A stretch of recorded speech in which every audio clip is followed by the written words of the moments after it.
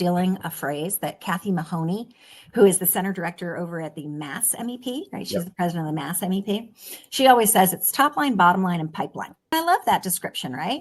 We can help with your top line, your bottom line, your pipeline. We don't want a manufacturer to say, gosh, how can somebody Six Sigma my quality department? We don't. What we want them to say is, hey, I've got a top line goal. How do I reach that, right? So in Rhode Island, for example, birthplace of manufacturing in the United States, right? It's where the Slater Mill was. Textile started here. It's great.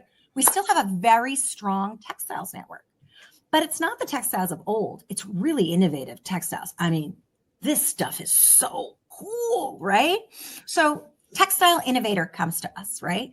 And they have invented this new way to be able to do textiles where they take things that are fibers that are smaller than one hair on my head, and they weave it into fabric. So it could turn, for example, a uniform that one of our warfighters is wearing into a computer right here. It's a circuit board. It's exceptional, right? So they've got this great idea, but where do they go? Top line growth. How do they do it, right?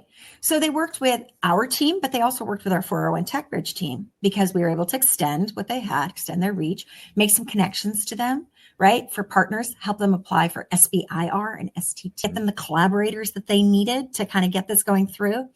And we gave them then operational training so that we could improve so they could get it out there, right? This is all top line growth, right? So that's a pretty exciting way that we can kind of help somebody with their top line growth. Great. So bottom line, top line, bottom line, pipeline, bottom line, right? Bottom line, everybody needs to cut costs. That's always the way they're thinking, right? But it's also like, how do you identify where you can cut the costs without sacrificing quality, customer service, productivity, right? So we had a coffee manufacturer. Love coffee manufacturers. They're just the greatest people, right? Yes, coffee is manufacturing. Roasting, packaging, right? That's manufacturing, right? So they came to us and we worked with them on lean manufacturing training, right? Those very smart concepts. And then also did some facility layout. Once they'd gotten lean, they realized, hey, this isn't physically set up for us to be the most efficient possible, right? So one little thing that's cool about MEPs, right? We are measured. We get this incredible support through the National Institute of Standards and Technology flowing down into the Hollings Manufacturing Extension Partnership, right?